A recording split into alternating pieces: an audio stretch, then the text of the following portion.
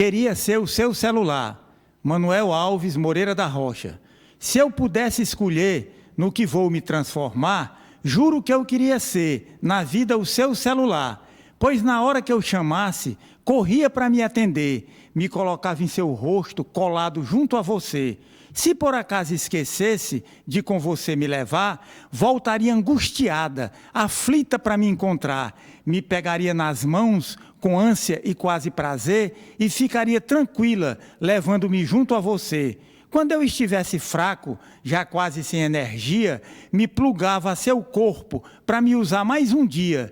Teria cuidado comigo e zelo para não me perder. Compartilhava os segredos, de tudo eu vinha saber. Quando os meus aplicativos ficarem ultrapassados, eu não servindo mais para enviar nem recado, e quando as minhas funções não tiverem utilidades, não atendendo a contento às suas necessidades, meus defeitos sem conserto, sem peças de reposição, causando em você transtorno e uma grande aflição, fazendo com que sua vida vá se tornar um inferno, não me troque, por favor, por um outro mais moderno.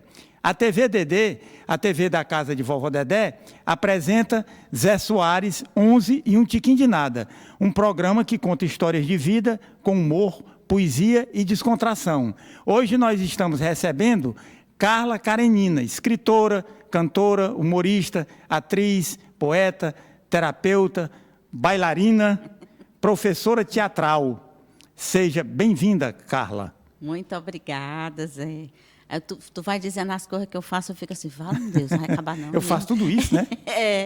Às vezes eu me dou conta disso, viu? E o que era antes uma crítica, sabia que as pessoas... teve uma certa época que começou essa história de administradores de carreira, viu, Marcelo? E aí um deles chegou para mim e me disse assim, rapaz, eu acho assim, que você tinha... Papai também dizia isso. Mas a resposta do papai, depois eu vou já lhe contar. É difícil assim, você apresentar o seu trabalho e criar um marketing, uma marca para você. Porque é muita coisa. Aí você dispersa as pessoas. Você não foca e não vai dar certo a sua vida desse jeito. Você tem que escolher só uma coisa. Eu digo, se eu for escolher só uma coisa, sou eu. Né? E aí eu lembrei que, na adolescência, teve um ano... Por sinal, foi o ano que marcou realmente a minha estreia em palcos e que eu resolvi contar como ali o meu início da minha carreira mesmo, né? Está fazendo 40 anos esse ano, então foi o ano de 1984. Eu estava metida no Festival de Música, metida, né? Metida. No Festival de Música, no Festival de Poesia, no Festival de Dança e fazia aula de teatro. Aí meu pai chegou para mim e disse, que hora que essa menina estuda, né? Aí chegou para mim e disse assim, minha filha, por que você não escolhe aí uma dessas artes que você faz e se especializa? Aí eu disse, pai, sabe o que é? É porque me especializar não é muito minha especialidade, né? Eu quero é tudo. Imagina, né? O que é um adolescente? Quer tudo. E assim, hoje eu entendo a minha fala, né? E o meu ser sempre foi muito múltiplo mesmo, né? É tanto que eu não sei separar uma arte da outra. Numa música, a gente vê poesia.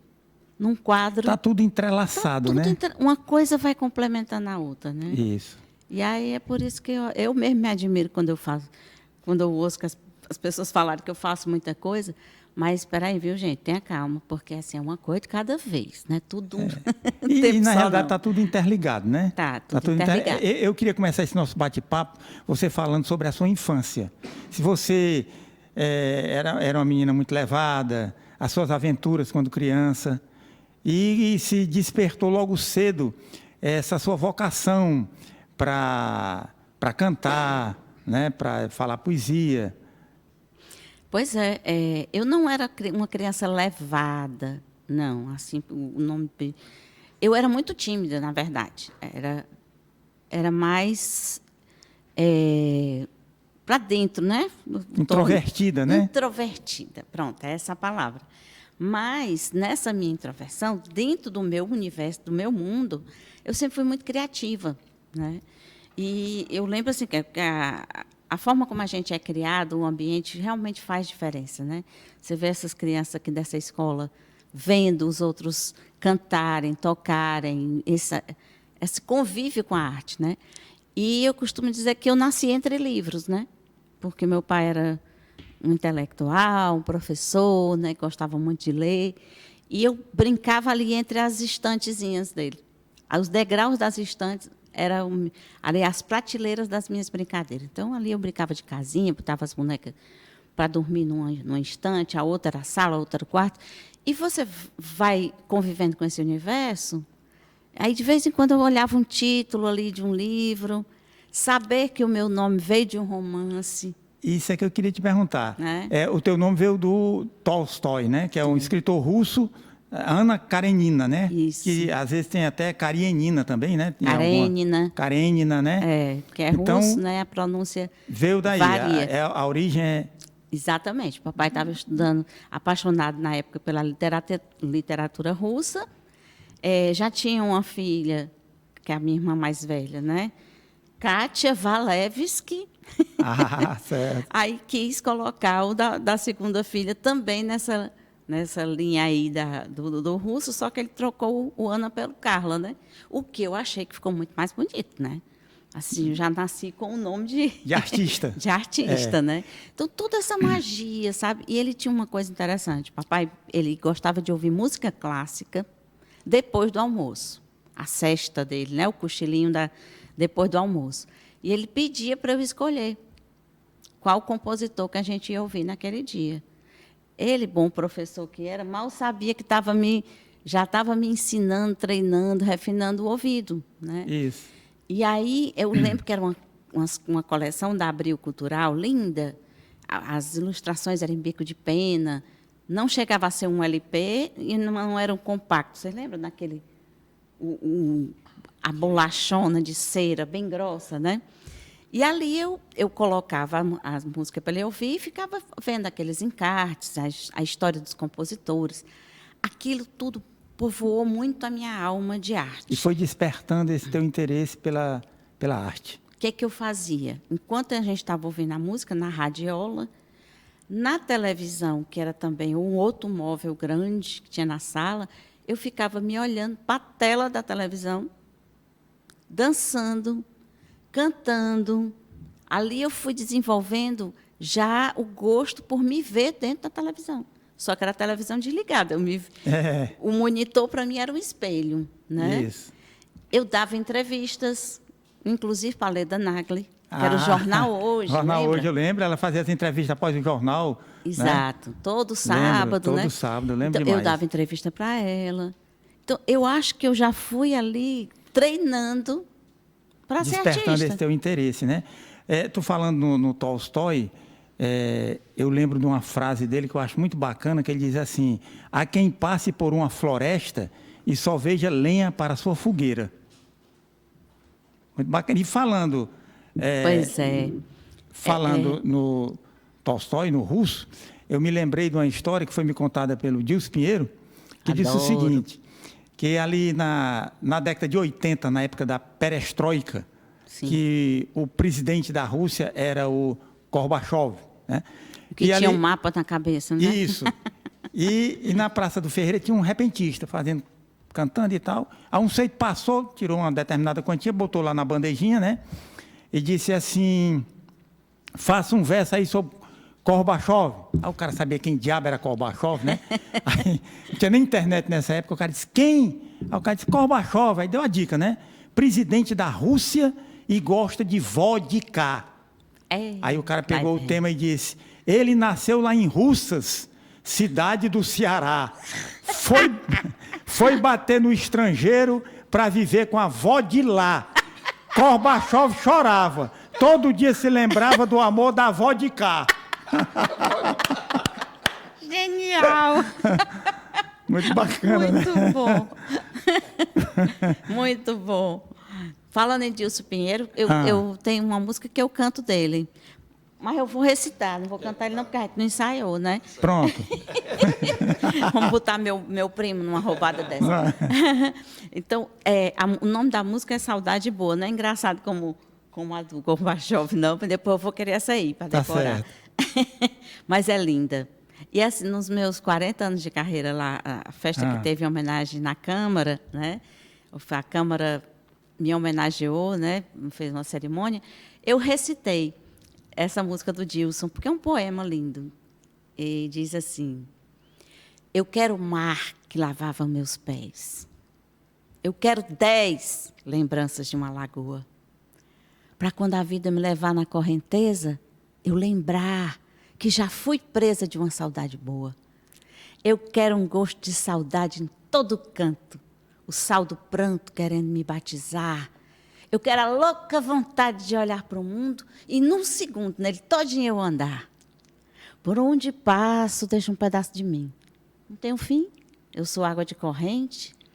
Depois eu volto, percorrendo 1000 atalhos, junto todos os retalhos, me refaço novamente. Oh, né? É muito bonito, né? muito e assim, bacana. tem muito a ver comigo essa letra, sabe?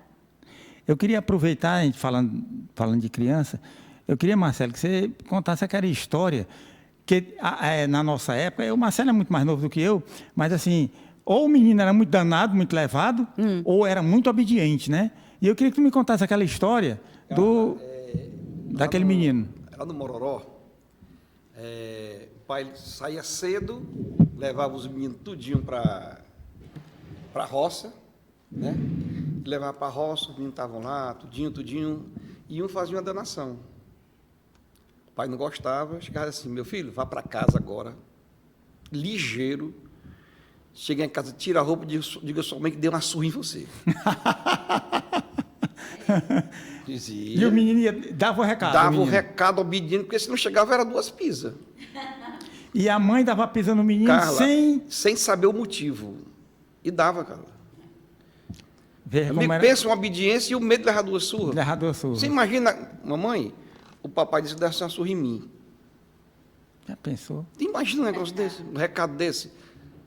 E interessante que a surra que a gente levava quando era pequeno era uma surra didática, uma surra falada. A mãe açoitando e dizia: você sabe por que você está apanhando? Você está apanhando porque você fez isso. Era uma surra didática, Quando né? tinha porquê, né? Porque tem às vezes nem gente que tinha reina motivo, no né? menino que não tem motivo, não. O motivo é estar aqui e vai apanhar. Mas por que mesmo que tu começou essa história da pisa? Né? Lembrou? Da história da criança, né? Você falando do seu tempo e tudo. E eu queria... Você também foi professora de balé, não é isso? Foi a minha primeira profissão. E como foi essa tua experiência? Foi porque, na verdade, eu entrei no balé por sorte. Eu já dançava como autodidata, na frente da televisão, né, como você sabe. Mas o que aconteceu? Eu fiquei apaixonada pelo som do piano. E como eu ia para o colégio a pé e voltava, ainda se podia fazer isso, criança, toda a vida que eu passava para a casa da vovó, que eu fui criada muito com vó também, viu? Minha avó foi minha avó Maria Sá, foi minha grande referência assim, materna. E aí eu passava, via numa calçada alta, ali na Rua Assunção, ensina-se piano. Ora, entrei, me matriculei. Vendo? Toco de gente. Aí, quando a mamãe soube que eu estava matriculada na aula de piano, mandou me tirar. Foi lá e me desmatriculou. A frustração da pessoa. Eu tocava de ouvido, viu, Marcelo? Lá no Nossa Senhora das Graças, um colégio que eu estudei, né, de freira, tinha um piano atrás de uma cortina. Eu ia na hora do recreio para tocar piano lá e as amigas ouviam. Enfim, o piano foi frustrado. Mas eu tinha um problema nos joelhos, que chamava genovalgo. Não sei se vocês já ouviram falar. Não. É o famoso zambeta. Agora eu sei o que é. Um joelho não encostava no outro, um ficava passando na frente do outro, não se juntava. Aí as perninhas ficavam abertas. E eu usava bota ortopédica. Até que um dia eu fui levada por um ortopedista que disse assim: não bote mais as botas, acho que foi com a vovó, que disse: não bote mais as botas ortopédicas nessa criança, não. Só faz maltratar e não resolve. Faça o seguinte, bote ela no balé ou numa natação. Eu disse: balé, mamãe. Balé. Para ouvir o piano. Olha aí. Que era a minha loucura de tocar piano. Aí comecei no balé, pequena. Meus joelhos se endireitaram, viu? balé é Se aprumaram? sensacional. Aprumaram, fiquei toda retinha, aprumada. Mas aí, quando foi com 14 anos, eu comecei a dar aula para crianças menores. A minha professora dizia, me substitui aqui, a Rosana Pucci, né? Me deu essa oportunidade, essa né? oportunidade. E como eu já fazia balé há algum tempo, né? Comecei a ensinar as crianças numa escola, na Serrinha. Eu me lembro que eu pegava 2 ônibus de ida e 2 ônibus de volta. Era um sacrifício medonho. Pulando nas poças de lama. Hoje a escola tem 2 unidades, né, de sede e a sala de danças, que é uma sala profissional, hoje com barra, espelho e tudo. Quase que eu morro, me chamaram lá para inaugurar um aniversário da escola, quando eu puxo assim a placazinha, uma placa de bronze bem grande em cima, Salão de Danças Carla Karenina. Oh, Que eu fui uma a primeira emoção professora grande, né? de balé do colégio, né? Então, assim, foi a minha primeira profissão e a minha primeira escola da arte, de fato, né? Eu também, quase que eu me torno bailarino. Tá vendo? Aí vai para a Rússia de novo, quer ver? Um Não, Nureyev, um mas, Baryshnikov. mas sabe o que era? O seguinte, como eu fazia era um menino muito malino, como diz, né? Então eu fazia minhas traquinagens, a minha mãe pegava pela orelha, levantava e eu saía de ponta de pé, né? Quer dizer que foi um primeiro passo para balé, né? Foi. E aí, por exemplo, eu fazia alguma coisa na cozinha, ela chegava na sala, me levantava pela orelha, vem aqui, e trincava os dentes, vem aqui, para você ver o que você fez. Aí eu saí de ponta de pé, né? Muito bom. E depois que eu fui adolescente, quase que eu me torno bailarino. Depois que eu fui adolescente, quando eu chegava tarde em casa, que vinha das festas, para minha mãe não saber, eu entrava de ponta de pé. Olha aí. Quer dizer, outra fase, né? outra fase. Dá um aprendizado. E, Carla, me diz uma coisa, como é que foi o teu convite para a escolinha do professor Raimundo? Ah, foi bom demais. Também foi uma coisa completamente inesperada para mim, porque eu comecei na TVC, né, na antiga TV Ceará. Quando eu estava fazendo shows, me chamaram para fazer um programa lá, que era o Meirinha 13 horas, viu, Zé? O teu é um 11 e um tiquinho de 11 nada. e um tiquinho de nada, o meu era Meirinha 13 horas. Foi o primeiro talk show de comédia que teve na TV do Ceará, né? Certo. E a Meirinha tinha de ingênua, de ignorante, né? O que o Jô Soares tinha de inteligente. Era uma paródia muito, muito engraçada, né? Tem poucas imagens desse meu primeiro trabalho, mas tem no YouTube, viu, gente? Se vocês colocarem lá, Carla Karenina, Meirinha, 13 horas, vocês encontram lá um pedacinho do programa. E, Carla, como é que surgiu a Meirinha? Ah, a Meirinha surgiu lá no Mororó. Lá no Mororó? Na terra dos nossos... Ah! Na terra dos nossos ancestrais. Tu tiveste essa ideia? Como foi a inspiração que chegou? Inspiração. Para nascer a Meirinha? Eu não sei se tu tinha ouvido falar que ela só falava em rima. Né? Eu não lembro o nome dela, mas ela era de lá e só falava em rima. E a primeira vez que eu ouvi uma frase dela, eu fiquei, olha a voz dessa criatura. Me encantou aquele negócio. Né? Ela dizia, mas tudo ela rimava, né? Como você gosta de poesia, eu lembrei agora. Ela dizia assim para o menino dela, bichinho, buchão, nu, no meio do terreiro, né? Um sol quente, cheio de verme, né? Aí ela botava a cabeça para fora da janela e dizia assim, ó, menino diabo, sai do solo, animalo, tu comeu melo, faz malo, carralo. Primeira vez que eu ouvi, não esqueci mais, né? O timbre, a coisa da voz rasgada. Era parecido com a Meirinha, o timbre dela? Muito. Ah. A Meirinha todinha. E aí tu começou a imitar? Começou a tentar imitar? Sim. Mas sem dificuldade nenhuma, tu começou a falar parecido com ela? E as minhas tias paternas, né? Primas, né? Elas sempre foram muito engraçadas e também faziam a imitação de vozes assim, né? De matuto e tal. Inclusive, eu imitava o seu Ovídio. Seu Ovídio, que era bodegueiro, famoso lá do Mororó, que tinha a língua presa. Aí, como é que ele falava? Rapaz, fui numa caçada lá no Jaguarão. Tá se lembrando, Marcelo? Aí, o Zé Sofão, com 2 Zé Sofão aqui, olha. Um aqui, outro aqui, pá, pensa no cabo macho. Aí, esse negócio da caçada, eu levei para minha cachorra, a baleia. Vamos ver se essa cachorra presta até agora. Eu soltei a cachorra no meio do mato. Quando eu vi o negócio assim, riscando, peguei ele aqui, a espingarda, e eu... Pei!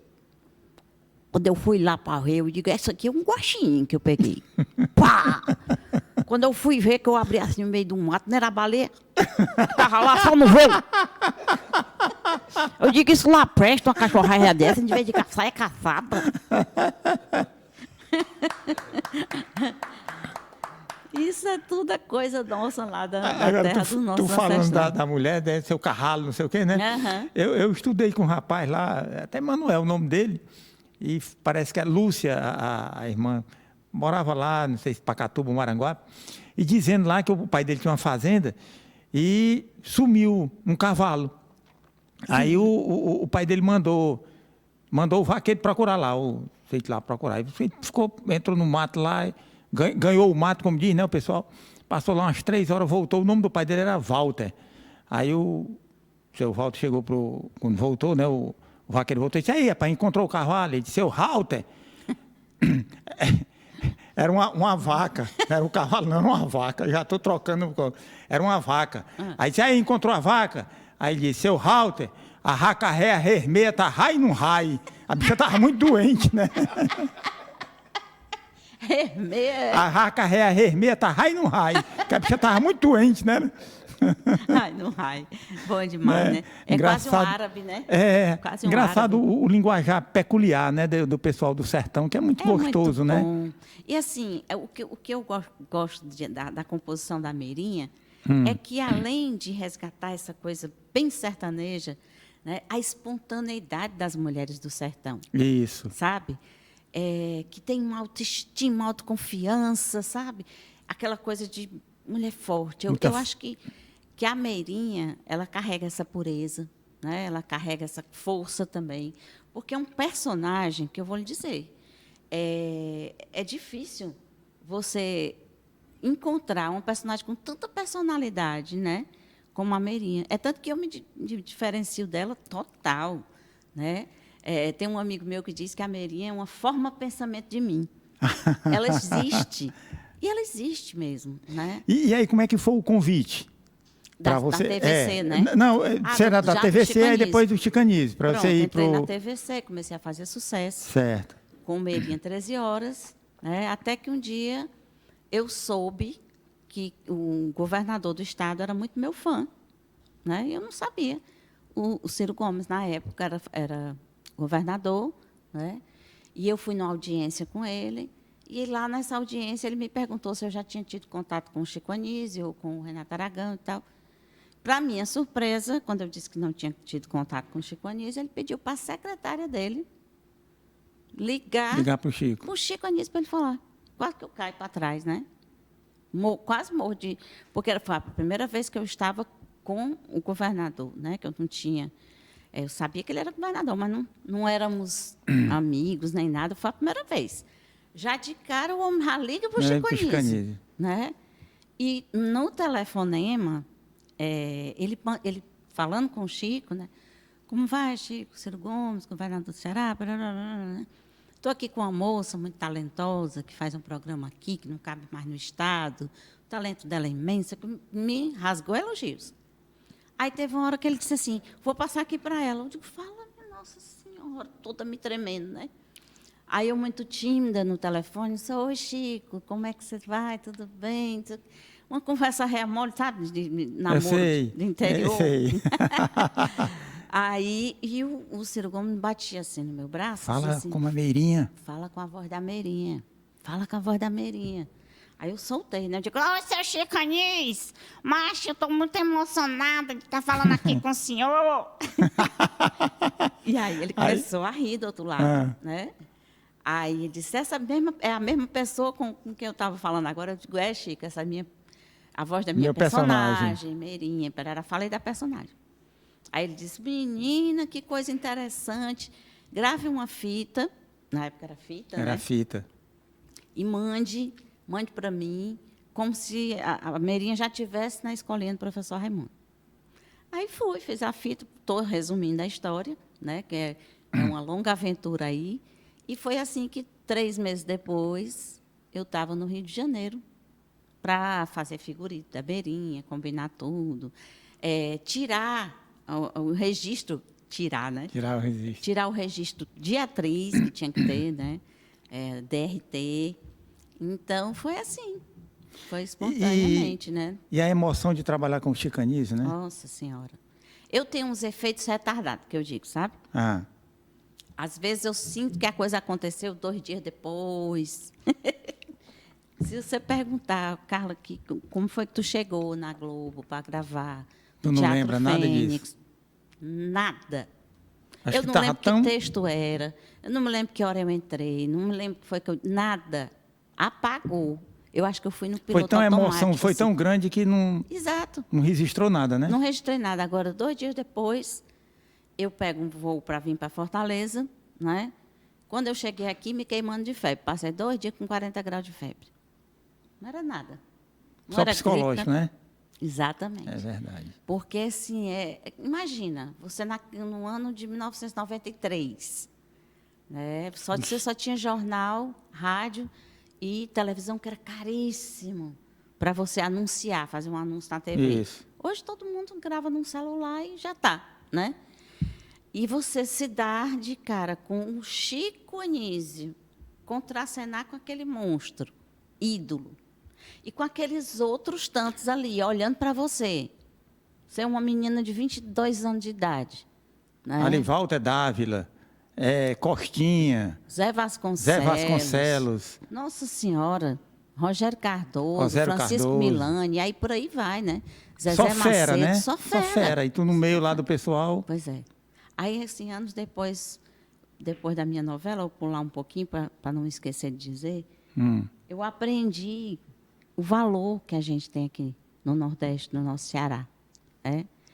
E aí, depois que eu fiz uma novela das 9, chegaram para mim e disseram assim, como é que você se sentiu lá, junto daqueles monstros sagrados, daquelas estrelas? Eu disse, eu me senti uma estrela e um monstro sagrado.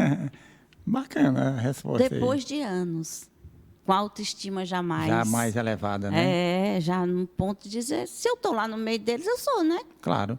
Então, assim, quando eu cheguei lá em 93, e o último trabalho que eu fiz, vamos dizer assim, na Globo, o que a gente passou nesses anos todos para se sustentar, né?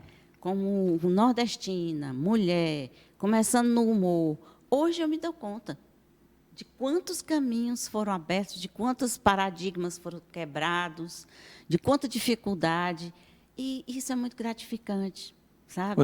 Você ter sido uma precursora daquilo ali, né? Com certeza. Abriu o caminho para que outras pessoas O futuro, pudessem caminhar. depois que passa muita coisa, é que a gente vai se dar conta. Eu fui a primeira mulher cearense comediante a aparecer nacionalmente, né? É coisa pra caramba. É muita coisa. Né? Foi um marco. E aí você também conviveu com o Tom Cavalcante, né? Sim, com Cana até Brava. hoje. A gente se fala direto, eu e o Tom agora. A Depois do Rociclé, WhatsApp, né? A Rociclé, o Zé Modesto também participaram lá, né? Da escolinha, não. Não? O Zé Modesto? Zé Modesto. Zé sim. Modesto. Ah, Zé certo. Modesto.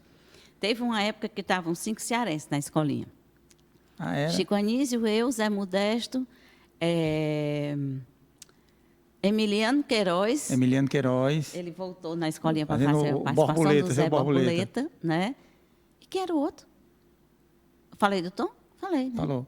Chico, Tom, Zé Modesto, eu Ah, e Emiliano. isso. 5 cearenses, né? Ave Maria, é muito privilégio. Eu tenho certeza disso, eu tenho consciência de como Deus foi bom para mim e como eu sou privilegiada, sabe? De ter tido essa história. Essa história. Essa formação. Antes de conhecer a Meirinha, antes de conhecer a Carla, eu conheci José Alves Fernandes.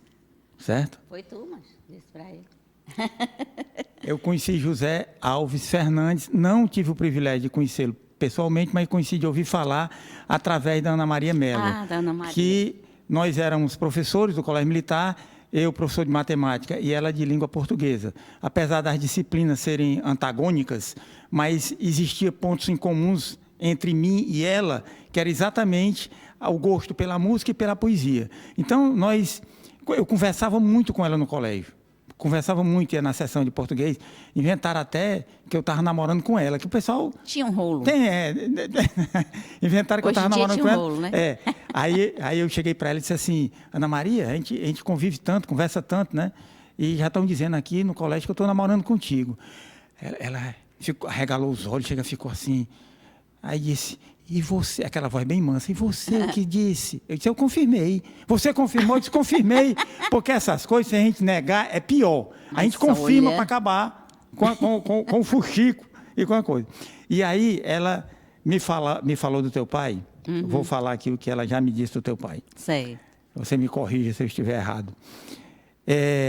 Membro da Academia Cearense de Letras, professor titular da Universidade Federal do Ceará, mestrado e doutorado na Universidade do Rio de Janeiro, curso em Coimbra, em Portugal, curso na Espanha, Santiago de Compostela, certo? Autor de vários dicionários, fluente em latim e grego. Então, além das qualidades intelectuais que ela passava para mim sobre o teu pai, porque a gente conversava sobre poesia, tudinho, ela falava muito dele, o que ela ressaltava mais assim no teu pai era o caráter extraordinário do teu pai, a simplicidade e a generosidade que ele tinha. Né?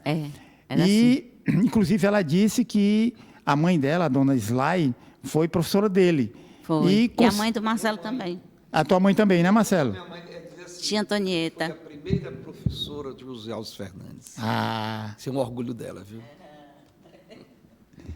E aí, eu fiquei conhecendo e admirando o teu pai pelo que ela falava, e ela dizia que considerava o José Alves como o segundo pai para ela. E eu queria aqui abrir um rápido parêntese aqui, para a gente entrar aqui numa sessão nostalgia. Opa. Vale a pena ver de novo. Tá certo. Isso tudo que você disse, que a Ana Maria disse do papai, é verdade. Eu acho que a grandeza maior para mim, né, dos sábios, dos mestres, é esse espírito de humildade. Não aquela humildade que é aquela subserviência, né? Subserviência, exatamente. A humildade mesmo, a de achar que, por mais que se saiba muito, ainda tem muito que se aprender. Nunca se sabe tudo, né? Está sempre com esse espírito de aprendiz. Agora, uma alta capacidade, inteligentíssima nas artes. Tinha um jogo chamado Master, de perguntas e respostas, né? Certo. E nós tínhamos uma casa na Caponga, onde algumas vezes ele foi com a Carla, passar lá o fim de semana com a gente, carnaval. E a gente sorteava as perguntas. Tinha português, onde tinha arte, futebol. Eu quero arte. Ele escolheu a que ninguém queria. Não errava uma, meu amigo. Sempre acertando, sempre acertando. A gente conversar com o Zé Alves, a gente saía culto demais, cara. Fantástico. Era uma biblioteca ambulante, né? Se fosse hoje, até chegaram a apelidar, ele ainda estava vivo quando apareceu o Google. O papai era um verdadeiro Google, né? Mais humilde, né? Muito tranquilo, muito sereno. Uma das frases mais bonitas que eu ouvi do meu pai foi um dia que eu estava triste lá no sítio, e na varanda que ele construiu lá, a suítezinha dele, para ficar olhando para as árvores, tem um pé de ainda tem esse pé de jatobá, né? E eu estava ali na varanda, eu estava triste mesmo, olhando para o pé de jatobá, que estava todo seco. Aí ele se chegou devagarzinho, que ele tinha esse jeitinho manso de chegar, e disse assim, olhou para a árvore e disse assim, minha filha, tá vendo aí o jatobá? Sem folha, né? Está seco. A gente também é assim. A gente tem que deixar morrer as folhas e cair as folhas secas, para depois virem outros verdejantes. Do jeitinho dele, saiu. Tá? Que coisa Bastou bacana, né? isso, sem querer entrar, né, na minha intimidade. Mas, se bem que a gente era muito próximo, né? Depois, um laço afetivo. E o que será isso que ele está trazendo? Foto? Minha Nossa Senhora, lembro não. Olha aqui, Marcelo. Meu Jesus. Quer mostrar aqui, Carla? Gente, a Merinha na escolinha, peraí. Vamos fechar essa câmera aqui. Olha, bem novinha. Minha filha. É sua filha? Minha filha. Sabe onde foi essa foto? Não. Carla, no Farias Britos. Ah, Farias Brito, ali da Senador Pompeu. sim, foi onde eu estudei, viu? Que legal. Olha que linda. Como é o nome dela? Natália. Natália, que mora hoje no Eusébio, né? É. Vocês estavam falando dela no carro? No Aquiraz, mora no Aquiraz. Ah, no Aquiraz. Bem. Que coisa linda, gente. Olha, eu bem novinha. Deu, amigo? Deu certo aí? Deu para pegar? Olha, as perninhas bem fininhas, maguinha. Gente, eu tô passada. Esse é o figurino da Merinha, na escolinha mesmo. Foi bem nessa fase aqui. Olha. Isso aqui você sabe. Meu pai. O cabo era bonito, viu? Ô, cabo. Olha, o zóio rei, coisado rei, que eu digo. Tu que herdou os Da olhos família. dele. É, a família toda tem essa mistura que é típica, né, da nossa brasilidade, que tanto nos honra, né? Ter essa mistura de cores que a gente tem. E aí tem uns morenos dos olhos verdes, coisado rei. Tem os olhos azuis. O meu neto puxou os olhos dele. Ah, foi? Olha que coisa linda. Aí vem mais, E vem agora mais. tem essa daqui. Espera aí. Meu pai está aqui? Vizinha minha, é? Não, não. Meu Deus, Seu pai está aí. meu pai está aqui. Tá. Está aqui, seminarista. Olha Exatamente. aqui, que coisa linda. Ai, eu não tinha exatamente essa. esse aí. Você não tem, não? Não tinha. Não tinha? É presente, né? É presente, sim. Ah, sim. Aí eu ia dizer, vou roubar, se não me der. Vamos mostrar aqui para... Tô... Tá dando certo aí, Miguel? Tá dando, Miguel? Esse rapazinho aqui de pescoço fino, como ele mesmo dizia. Meu Deus. E tem o tigerado aqui atrás, ó. Bem novinho também. Presente para você. Trouxe deu? especial para você. Deu, meu filho? Deu, né?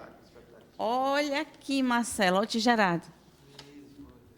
Bem novinho, meu Deus.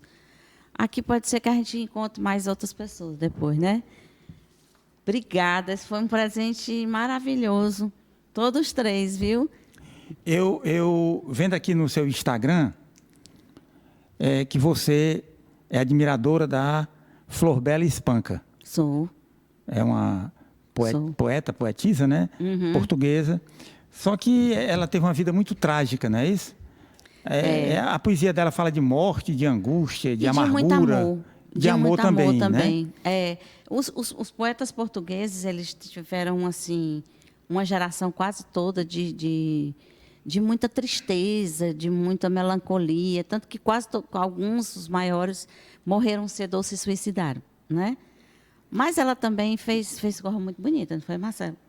Inclusive, ela suicidou-se em 1930, né? Com No 36 anos. no O ano ano que que meu o seu pai pai nasceu. nasceu e o ano que o meu pai nasceu. Meu pai nasceu também em 1930.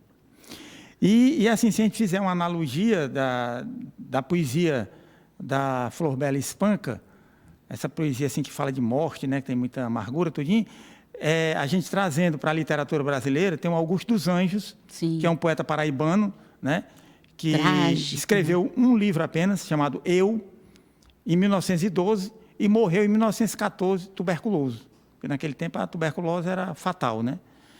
E eu pedi licença aqui para recitar uma poesia do Augusto dos Anjos, que eu também sou muito admirador dele. É uma poesia chamada Budismo Moderno, que diz assim: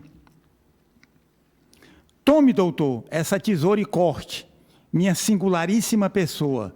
Que importa a mim que a bicharia roa todo o meu coração depois da morte?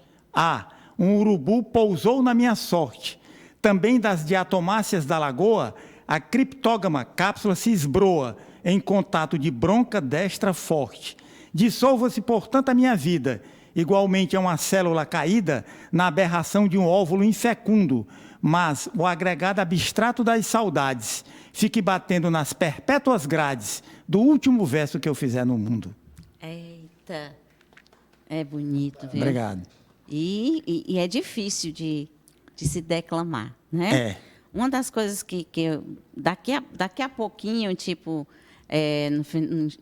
meados de julho, Eu vou divulgar também no meu Instagram uma oficina que eu vou... Muita gente já me pede há algum tempo. Pois não. E eu venho protelando, mas já escolhi ali um lugar. Uma oficina para interpretação de poemas. Eu quero que você me convide. Tá certo. Oi, Eu você vai quero dar ir. aula para a gente, né? Lá. Eu quero aprender lá com A você. gente pode também dizer um poeminha aqui? Claro, E cantar uma música? claro, claro. Vamos começar agora. Vamos. Eu vou dizer o poema da Flor Bela, para você não dizer que a bichinha só falava de morte, mas falava de amor também. Aí depois a gente canta aquela, da Adriana Calcanhoto. Pode ser? Pode. Eu vou recitar Flor Bela Espanca.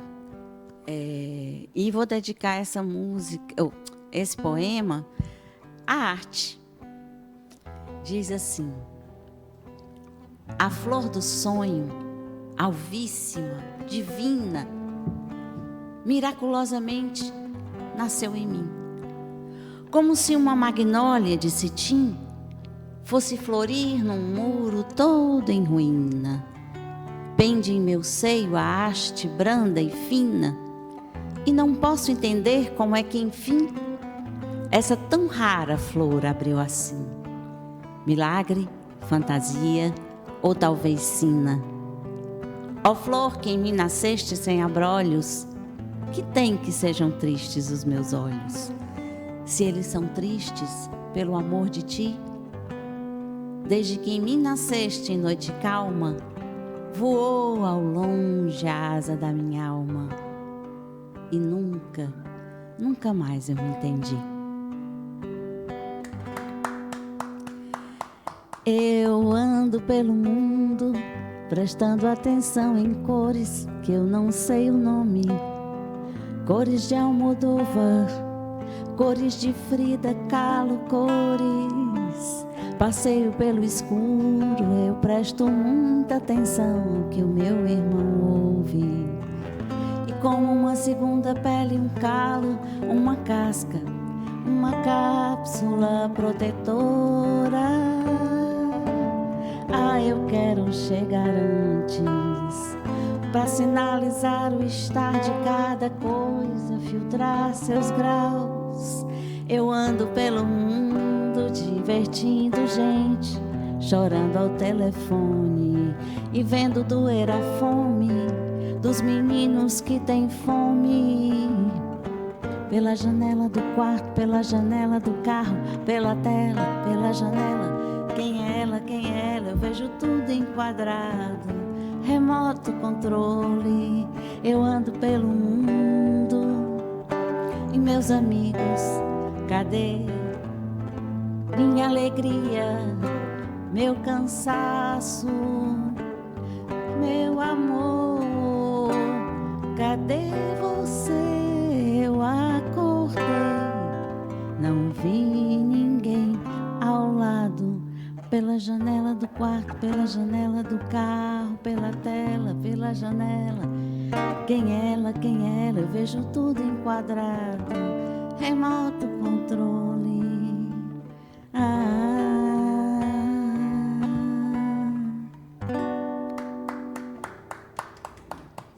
Queria te pedir licença só para ler aqui os nossos patrocinadores do programa. Com certeza, merece.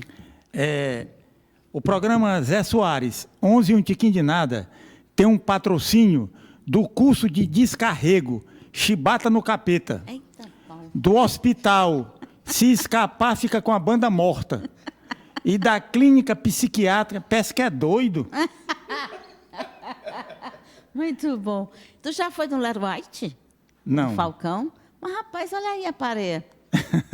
Vou lhe fazer essa ponte, porque Pronto. vou falar com o meu maior amigo ainda esta semana. Tá certo. E vou sugerir que ele leve para vocês Irei dois com o maior prazer. baterem pareia. Pronto. Para ver quem é o mais fuleirário do outro.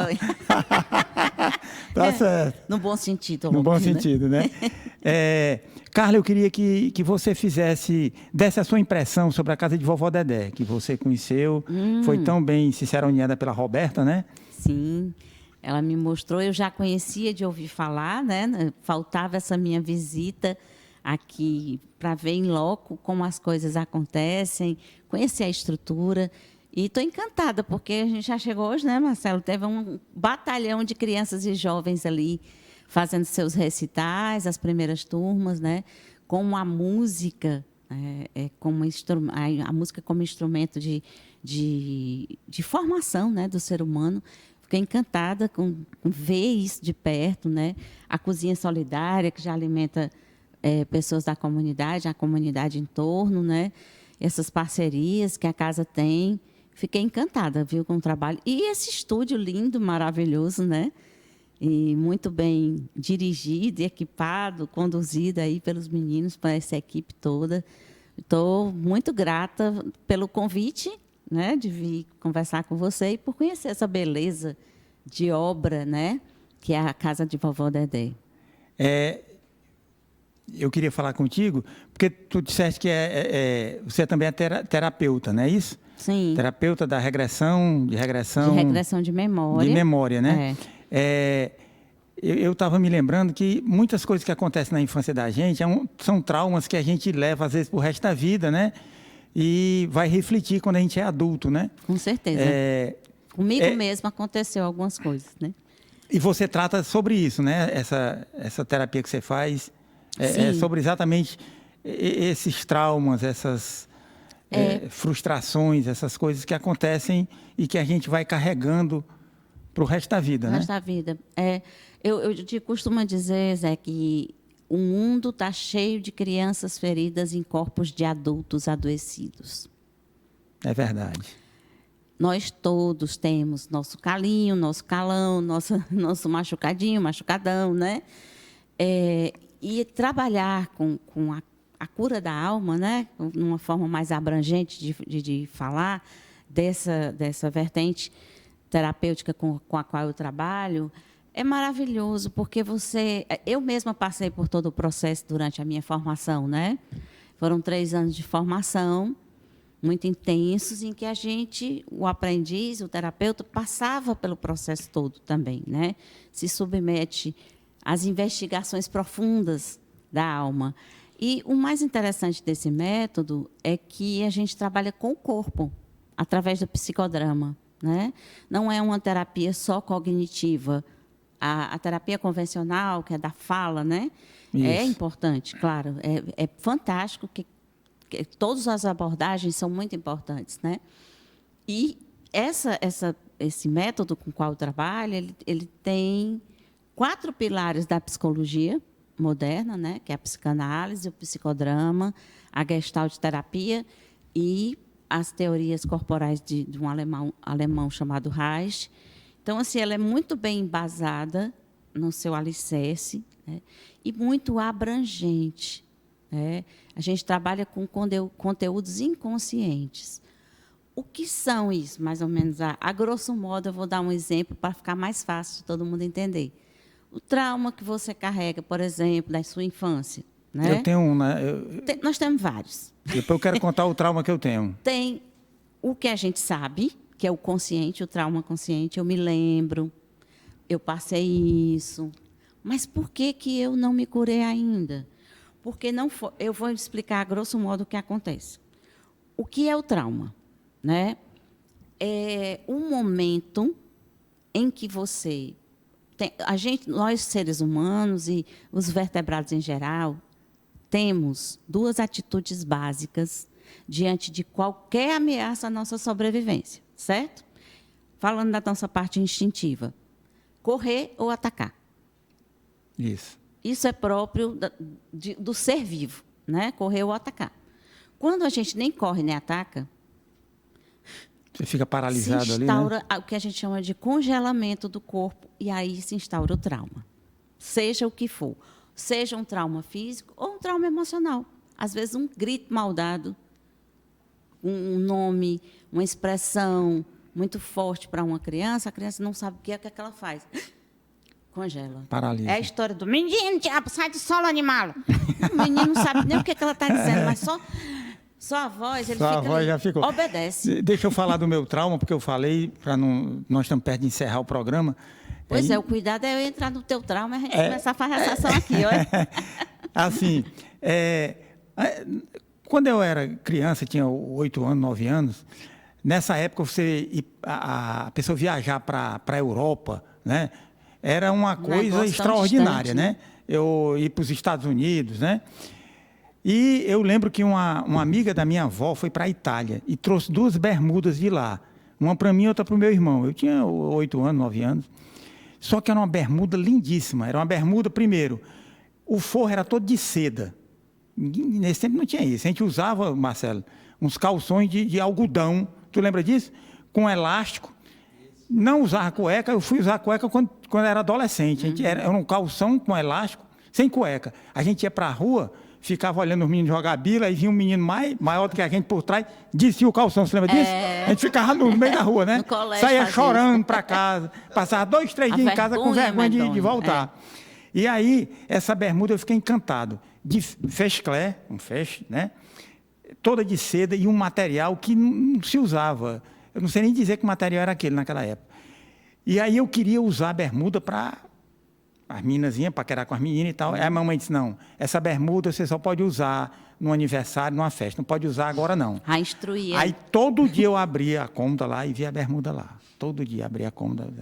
Quando foi um dia, teve um aniversário lá na rua, ela disse, pode usar a bermuda. Quando eu fui botar a bermuda não coube mais em mim. Olha, isso me marcou tanto, para tu ter uma ideia, que quando o meu filho mais velho tinha uns 7, 8 anos, tinha aqueles carrinhos de fricção, não era? Só que aqui, na década de 80 e pouco, não tinha para vender. E um amigo meu foi para São Paulo, eu pedi para trazer uma cartela, caro como todos os carros, todinho. Aí eu dei para ele, já foi uma novidade para o bichinho, né? Só aqueles carrinhos de plástico empurrando com a mão assim. Aí ele pegava os carrinhos com a fricção, pá, batia lá. E quando foi um dia eu cheguei do colégio, aí a minha mulher disse assim, olha, peguei os carros do Alexandre, não dei mais não. Por quê? Tá quebrando tudinho. Oxi. Ele pega os carros, faz assim, pá, bate na parede. Aí eu disse, peraí, deixa eu falar com ele. Meu filho, olha, esses carrinhos é para você colocar, mas não é perto da parede não, é para ele andar muito. Sempre estando na parede vai quebrar. Ele disse, mas eu gosto, eu quero fazer aqui a fricção e ver a pancada mesmo na parede. Aí eu disse, você quer isso, meu filho? Aí, pode, mas não é para isso porra mesmo, o pau, pode fazer isso. Aí eu me lembrei, sabe de quê? Das bermudas. Porque eu digo, se eu for tomar os carrinhos dele, e daqui a 2, 3 anos, não vai mais surtir efeito. Então eu digo, pode quebrar tudinho. Você vê o trauma quando eu fiz isso com a boneca amiguinha.